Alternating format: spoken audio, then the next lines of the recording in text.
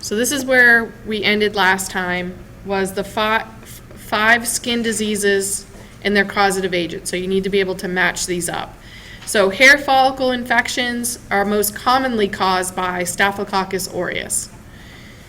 Scaled skin syndrome is caused by Staphylococcus aureus, but a specific toxin-producing strain, right? So we'll look at the actual toxin that some strains have that cause this disease.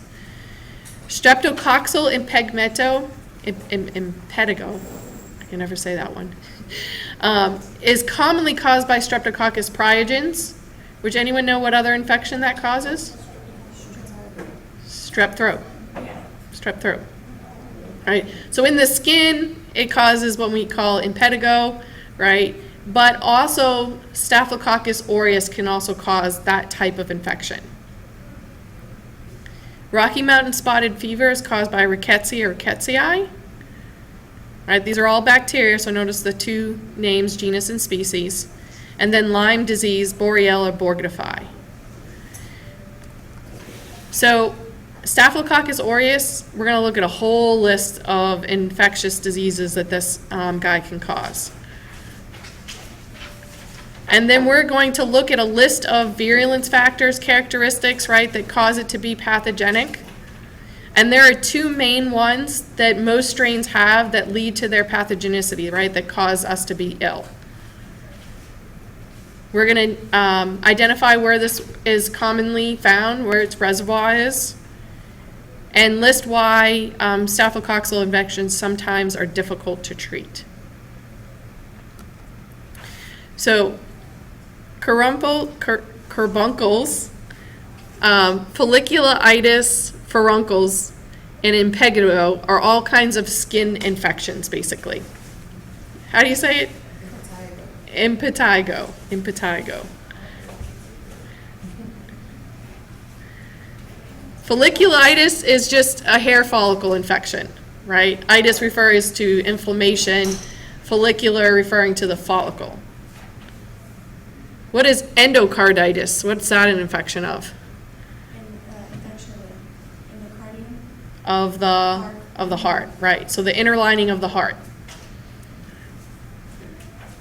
Osteomyelitis is a bone infection caused by Staphylococcus aureus. And scaled skin syndrome, right, is a specific infection caused by a specific strain of Staphylococcus aureus, and it's caused by a specific toxin that we're going to look at. And this is a pretty easy one for most women to remember because it basically says what it does. Toxic shock syndrome, right? Most women are familiar with this, and the use of Tampax, right? This could be one of the side effects that can happen. And then, of course, wound infections.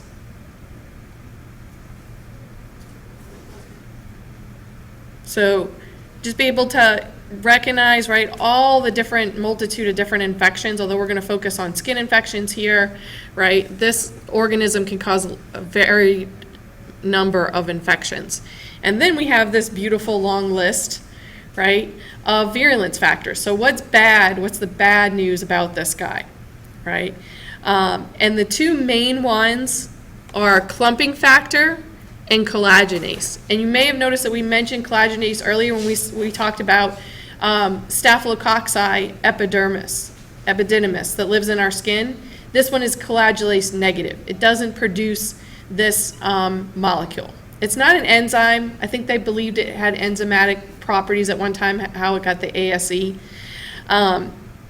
But it may impede white blood cells because what it does is it produces clots. And so you have the clotting factors in your blood, right? But they have to be activated by your blood, by your system, by your clotting mechanism. This substance allows them to activate your clotting factors in your blood. So they actually cause clots within your blood. No, collagenase. So coagulate, right? And in microbiologists, actually, we'll take plasma, the liquid phase of your blood, and we'll inoculate bacteria into it to help us identify if it's Staphylococcus aureus. Because it will cause that liquid to clump up and become like a solid clump.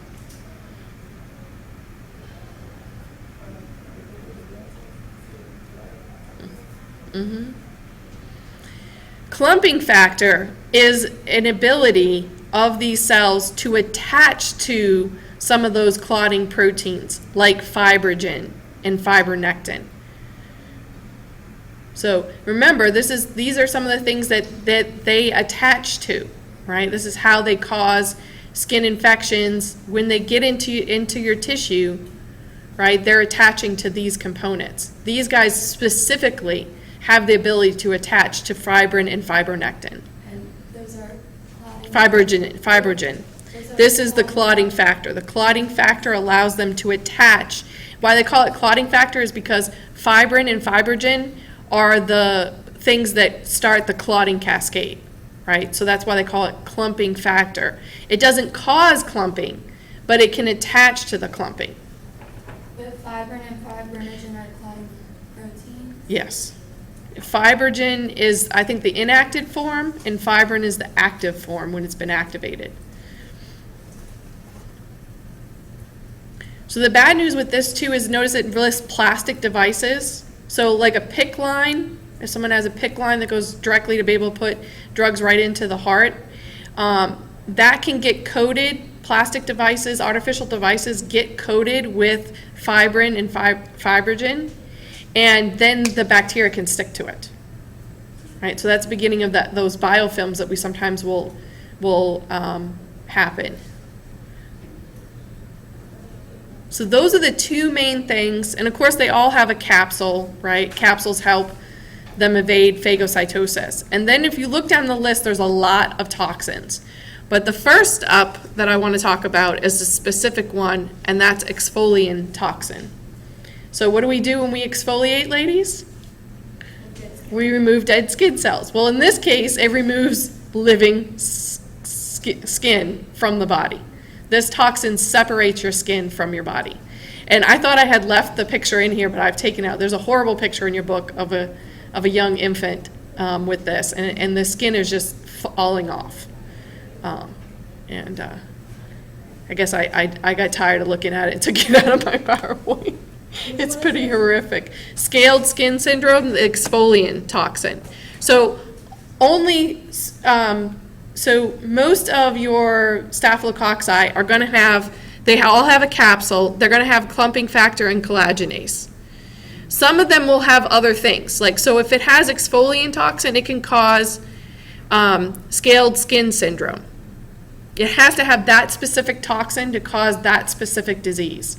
And it literally separates the skin from the body, that toxin. Scalded skin? Scalded. What'd I say? Scaled. Oh, scalded, yeah.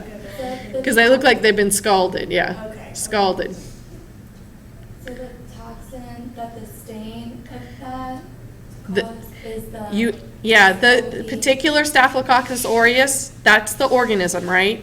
But not every organism is the same. So there are different strains. So if that strain has this ability to produce this toxin, it can cause scalded skin syndrome. Exfoliant. This one. So that's the one you need to know. And then notice, as I said, we're not going to memorize all of these. A lot on this list are toxins. So like the ones that cause food poisoning, it's because they produce an enterotoxin. These are toxins that affect your intestines. We've talked about this one before, alpha toxin, right, that can destroy cell membranes. Toxic shock syndrome toxin, so that particular toxin can lead to toxic shock. What's another toxin? No, that's it. But that's quite a lot, right? You don't want to have any of these toxins. And then another one that we've talked about, phenomenon we talked about, is ones that have protein A. They can grab onto the Fc portion of our antibodies and coat themselves in our antibodies in the wrong orientation. So any number of these attributes makes a really mean bug, right? Having these abilities.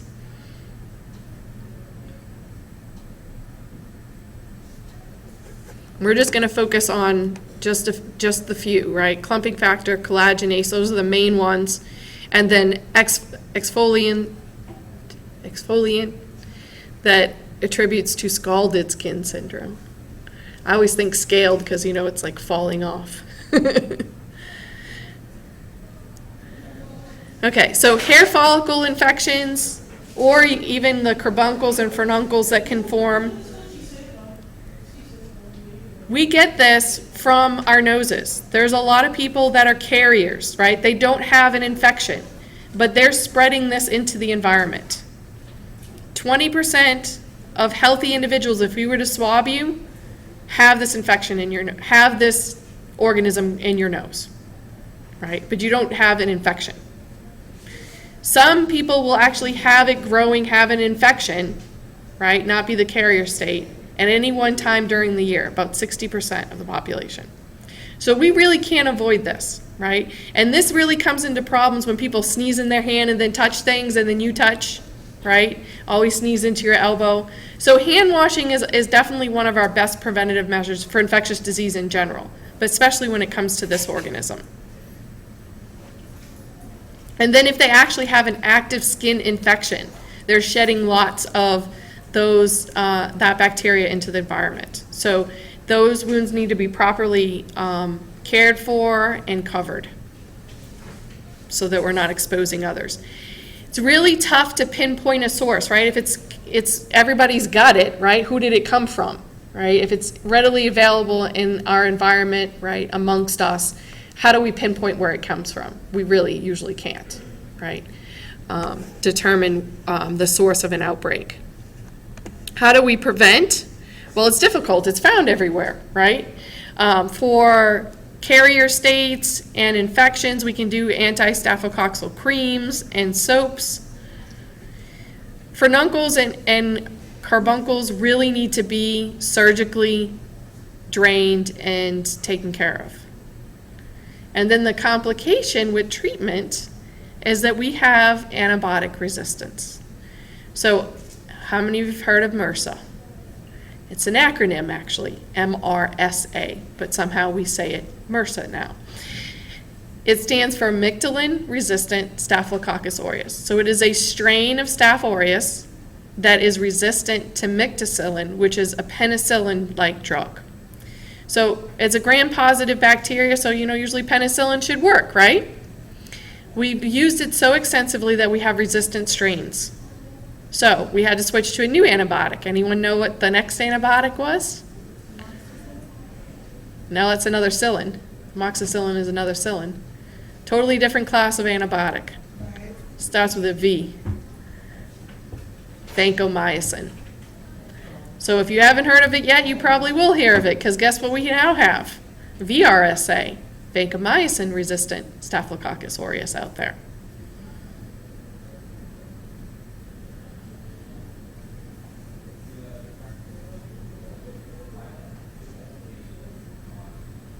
Because it's so prevalent, right? We're probably got whatever one they're doing after vancomycin, which I don't know. We're probably going to end up with resistant strains of that too. You really, really need to be careful with this types of infections, right? I had a colleague of mine that used to work here. Her daughter had surgery. She ended up with MRSA after surgery. She was helping cleaning and dressing the wounds. I'm like, are you wearing gloves? She's like, no. I handed her a box of gloves. I was like, they did not properly teach you, how to care for these wounds, especially with this type of infection. You want to protect yourself. Yeah. It can be very serious infection. And then, as we become more limited in our antibiotic treatment, it makes it even more difficult. So that brings us to Rocky Mountain spotted fever, caused by Rickettsia rickettsii, right? And so here I have a picture of the United States, and you can kind of guess where it got its name. It was discovered first in the Rocky Mountains, but this is where the Rocky Mountains are, right here. Where are the incidents on this picture, though? Not in the Rocky Mountains, right? So don't think because it's called Rocky Mountain spotted fever, you can only get it in the Rocky Mountains, right? It is actually more prevalent in the eastern part of the United States, in the Appalachian Mountains, right? And in the mid-eastern states, not actually quite prevalent over here. We have a lot more densely populated areas in the eastern part of the United States too, probably attributes to more cases. Anyone know how this is transmitted to humans? What has to bite you that's infected with the bacteria? Tick, right? This is one of those tick-bornes. Yeah, Rocky Mountain spotted fever. Is that the same thing as Lyme disease too? It's a tick though, Right, it is. For Lyme disease, it's a tick as well. Okay, but I definitely wanted for this one, to point out to you guys that, its prevalence, right? Don't get fooled by its name. And again, you have to worry about the tick. You have to worry about the tick having been infected with the bacteria, which usually they're going to pick up from the wild animal populations. So in these areas, right, it's quite prevalent because you have all the factors. For Lyme disease, caused by another bacteria, Borriello borgify, it's a large spirochete. So remember, how do these guys move? They can corkscrew through, right? It's a microaerophile, so only needs a little bit of oxygen, but what's really unique about this guy, unlike other bacteria, other prokaryotes, its genome is not circular, it's linear. And that's very rare in bacteria. And it tends to have it has more than one copy. Right? Usually they don't have more than one copy unless they're getting ready to divide, but this one is found quite often with more than one copy of its genome, of its genetic information. The bacteria is induced through the skin, through the bite of an infected tick. So just like Rocky Mountain spotted fever, except it's a different bacteria, so therefore a different disease. This one has a characteristic pattern that sometimes you'll see because of it being a motile bacteria. When it's injected in and with the bite, it'll spread out 360 degrees. As it's swimming out from the bite, it tends to create a characteristic rash because of that. It's referred to as a bullseye, right? Where you see these rings of inflammation, round rings of inflammation coming out from the bite. And so that's very characteristic, although it's not always seen for this infection.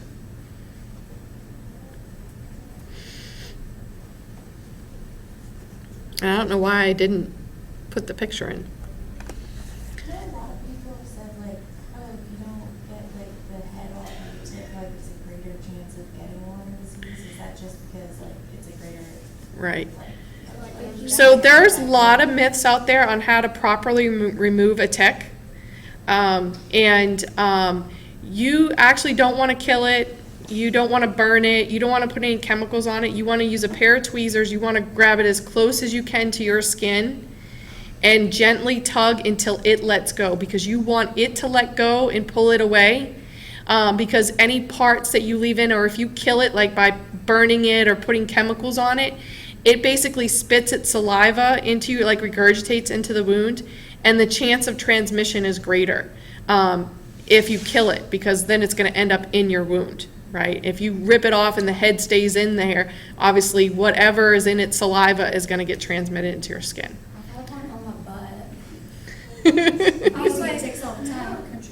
yeah, I was 11, and like we were riding like four-wheelers through the country in South Carolina. I was like, something's itching my butt. I freaked out. Yeah. Well, hopefully they removed it well. Yeah, And my grandma did. so yeah, I mean, back home where I'm from in Massachusetts, as you can imagine, look at the prevalence on this chart, right? It's actually called Lyme disease because it was discovered in Lyme, Connecticut. That's where it got its name. So even back home, they vaccinate their dogs against Lyme disease. And people are very cautious because you have all the factors there. You have the wild animal population, and you have the ticks. Do we have ticks here? Yeah, we do. But what do we not have? We don't have the bacteria, right?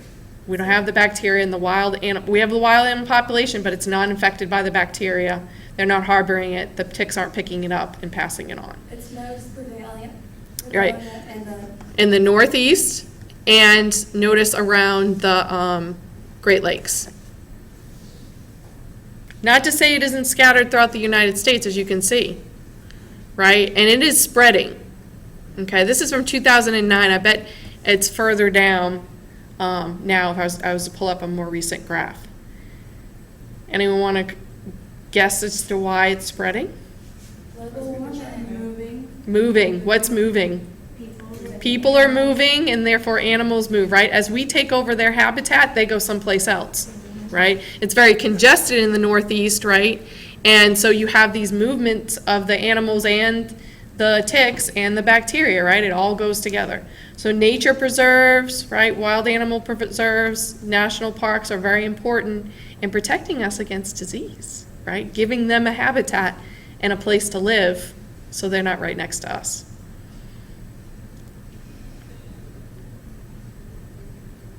So could it happen here? Yeah, it very well could happen here. Yep. So what's the unique characteristic of the causative agent? No, what's the unique characteristic? The causative agent is Borriello borgdorferi, but what's the unique characteristic? Linear chromosome, right? Linear genome.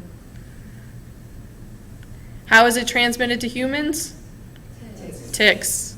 Where is it most prevalent in the United States? Northeast and Great Lake region. What are some factors that have contributed to Lyme disease spreading to other areas of the United States? migration. Yeah, migration of the animals harboring the bacteria. And this is partly our fault, right? As we take over their habitats, they go elsewhere.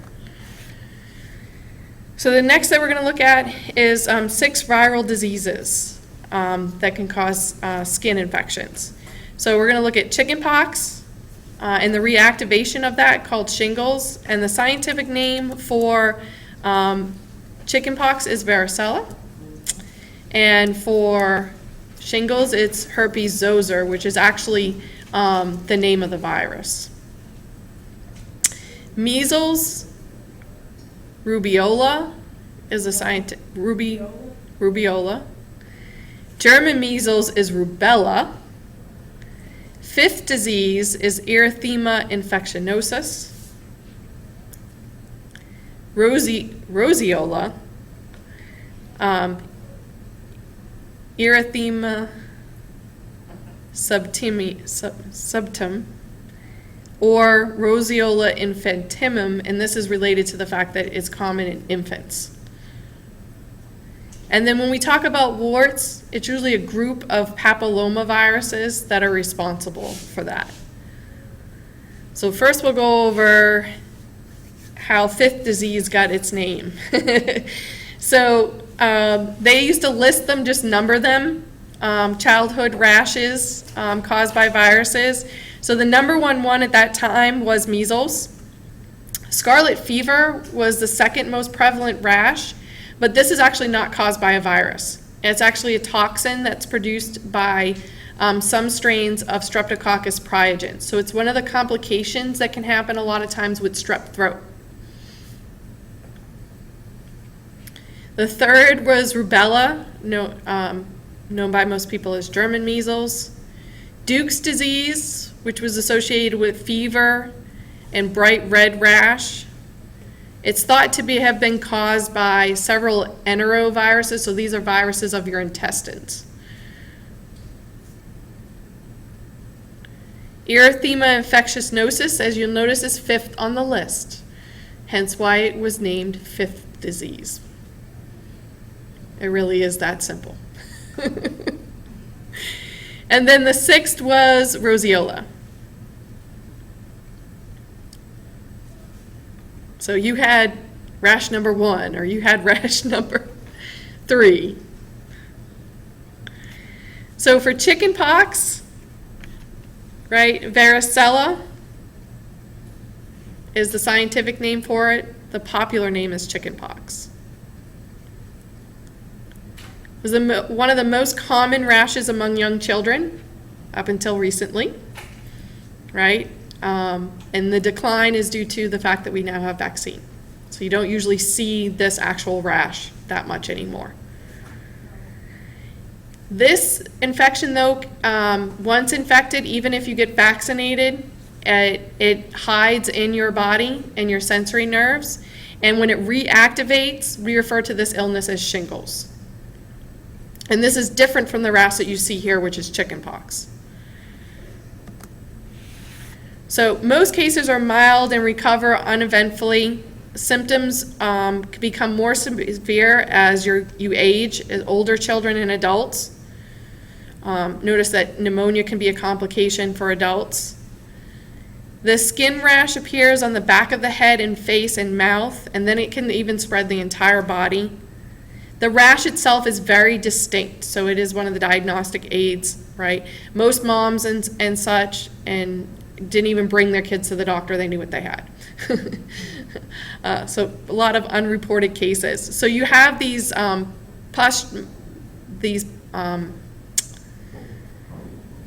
macules to bumps to papules.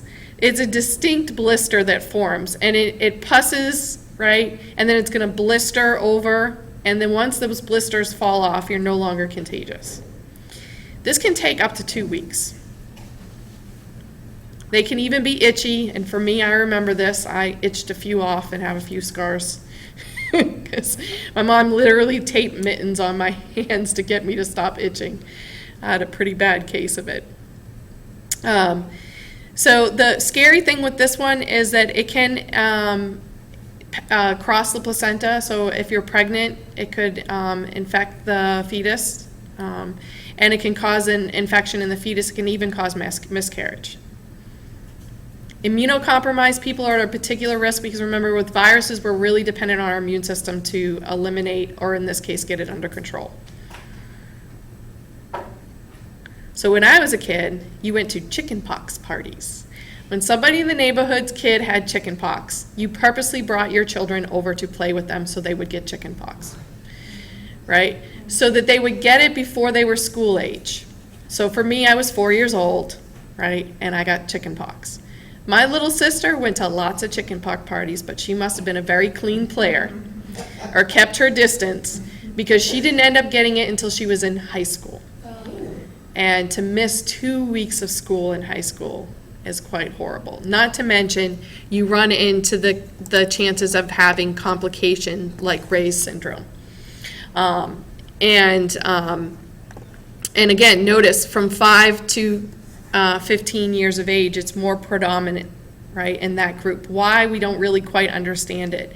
But liver and brain damage can occur, so, it's not something to laugh about. And then again, if you're older and you're pregnant, you definitely don't want to pass this on to your children. This particular condition can cause a mortality. About 30% of the cases that develop Ray's syndrome can actually die because of the liver and brain damage.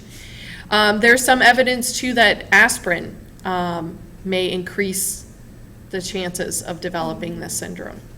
So it's advised not to give aspirin when you have chickenpox. And just in kids in general. Yeah.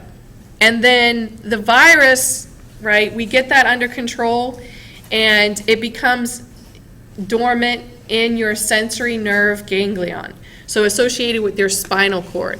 And so they hide, right, in one little cluster or several clusters. And what happens is that when your immune system deteriorates as we age, as you have other infections that keep your immune system busy on something else and aren't able to keep this guy under check. They do have a shingles vaccine now, and I think it probably just is a booster of the chickenpox vaccine. So to reintroduce and remind your body about this pathogen, right? And the fact is it's already in you, okay? So it's here, keep it under control, keep it from re-erupting. Now, it's commonly seen along the back because, again, it's closest to the spinal cord, those ganglion where they hide out. And then it'll erupt down that path of that nerves. But it's also commonly seen on the face, on the chest, right? And again, it's usually going to maybe even be just on one side because it's going off from the spinal cord. So the virus, varicella zoster, is actually in the herpes family of viruses. And if you know anything about herpes, once infected, always infected, right? These are double-stranded DNA viruses. They hide out in your cells, right? Incorporate into your DNA. But don't you already have herpes in the Mm-mm. There's lots of different types of herpes. Okay, well, is that the There's, one? there's. So- One is in your Yeah. conditioning, right? No, you have- no. There are actually some people that don't have herpes, potentially. What we commonly refer to as the most common herpes, which is type 1 that typically causes cold sores. Type 2 is the type that's usually pretty bad and is usually found in the genital region. But you can get either one in either place depending on what you do. Okay, so how do you get one? How do you get the fever? I thought the fever just to come from cold, that they should know that she was. No, it's from the herpes virus. Once infected, always infected. So once you've had a cold sore, you have it, and see, that's the thing is then you pass it to others. Even when you're not having a cold sore, it could potentially be passed to others when you kiss them. Yeah, can't you can pass that to your children? Yes. To give it to them down there. Yeah. Yeah, I know that. Okay, off of herpes, that kind of herpes. We'll get to, I think we talk about that one later. I can't remember. Okay, so the virus enters through the respiratory route for chickenpox, right? It replicates in your throat, but it does spread through the bloodstream to our skin, and that's why you have that characteristic rash. So it doesn't just stay there. And then, as I said, as the progression, as your immune system gets it under control, though, it hides in your sensory nerves. And again, it is your immune system that keeps it in check. So it's very closely correlated when you have this reactivation, when you have shingles, with a decline in the immune system. And I've heard this is extremely painful because think about where they're replicating in your nerves, your sensory nerves. So when your immune system is attacking these, right, it's very painful. The one good news with shingles is it's not system-wide, right? It's a reactivation, so it's not respiratorily transmitted. But those pustules are infectious, both when you have chickenpox and when you have shingles, So how's chickenpox transmitted? respiratorily.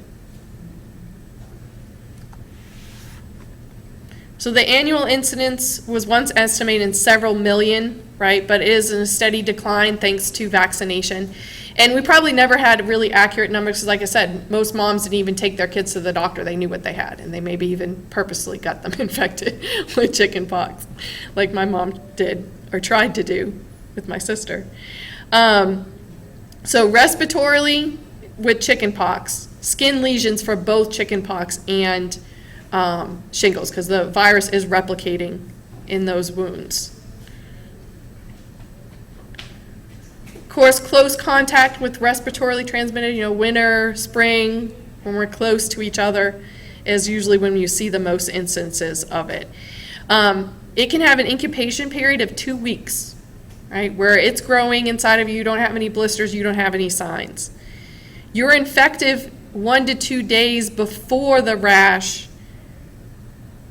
and the blisters form, okay? So you're spreading this, right, before you even know you are. And that's how a lot of diseases are spread. During the incubation period, before you're showing symptoms or signs of the infection, you're spreading it, right? And there's no way for us to stop. And this is why diseases continue to be prevalent for our population, right? Because of this incubation period where you're still contagious.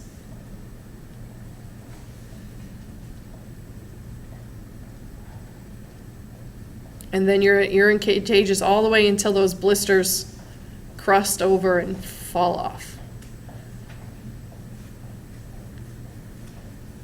And so the fact that, once you get it, you got it, it's persistent in our population. We'll never see it go away. especially since the vaccine, they're giving you the virus, a weakened form of the virus. So although you will never get chickenpox, hopefully, if you get the vaccine, you could get shingles because they gave you the virus, right? And it's going to hide in your body. So the vaccine was developed in 1999. 12 months or older should be vaccinated. Should be done before your 13th birthday, right? Because again, right, those complications tend to happen later in life. Should not be given during pregnancy. Again, they're giving you the virus, right? It could infect the fetus. Or 3 months prior to pregnancy, right? We don't want to give it to you. We don't want to run the risk. Immunocompromised individuals should never be vaccinated, right? Because again, you're reliant on your immune system to get this under control and make memory of it.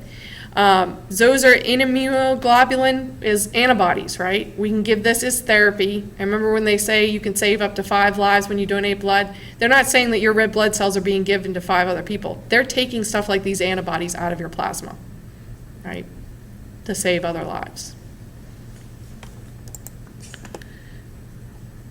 So what's the scientific name for chickenpox? Varicella. Varicella. What's the causative agent of this disease?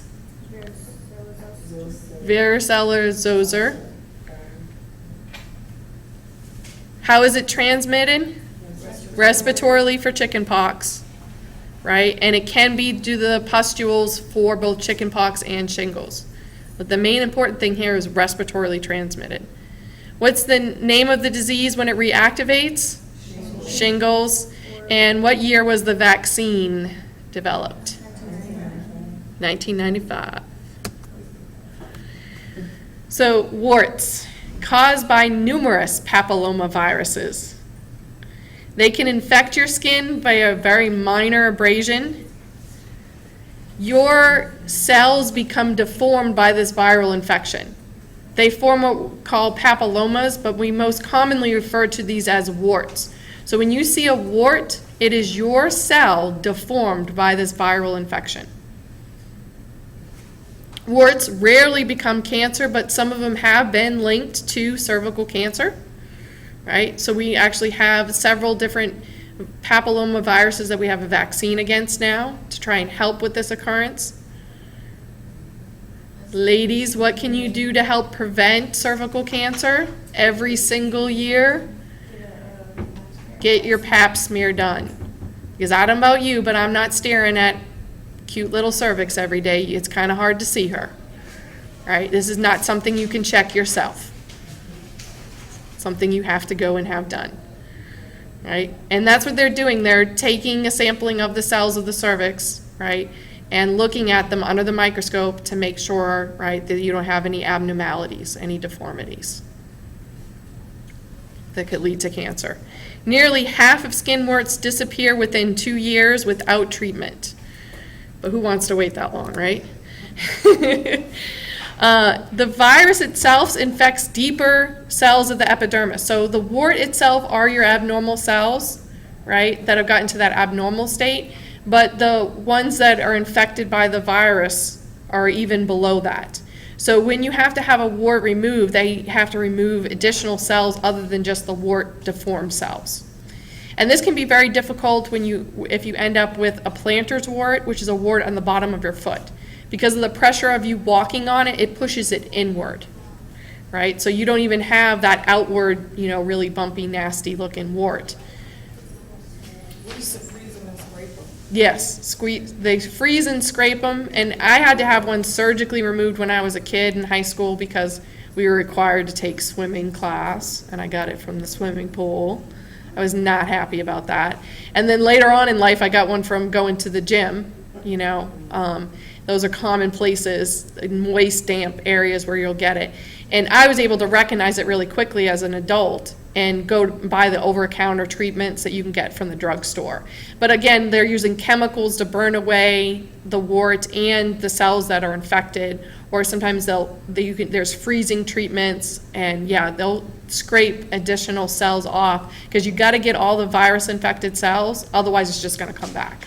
We would scrape till we got all the way down to what we call the roots. Right. Where you can see like the little black dots. Dots. And then once we got all the way down there, then we would take, liquid nitrogen and we would freeze it. Freeze it. And we just had to come back periodically to make sure that it was completely gone. Yeah, well, mine was so bad when I was in high school, they literally had to cut it out.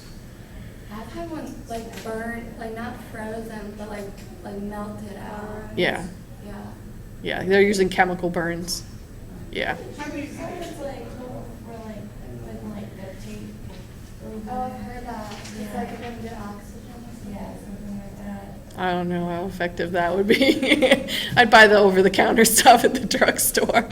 But notice incubation period, really long incubation period, 2 to 18 months. But really, you know, avoid those moist areas, wear your shower shoes. Not to say I didn't wear them, it just, you know, sometimes you just can't avoid it.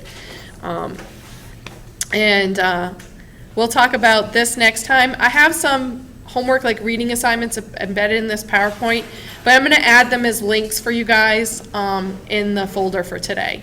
But please look at that and read them before next time. And I know you guys are gonna be looking on Blackboard, because I'm gonna post the respiratory so you guys can finish up writing out your stuff. So, the warts you didn't have in your objectives, huh? No, there is, Because I only have Lyme disease and chickenpox. I think you just have to know what causes warts, papillomaviruses. Yeah.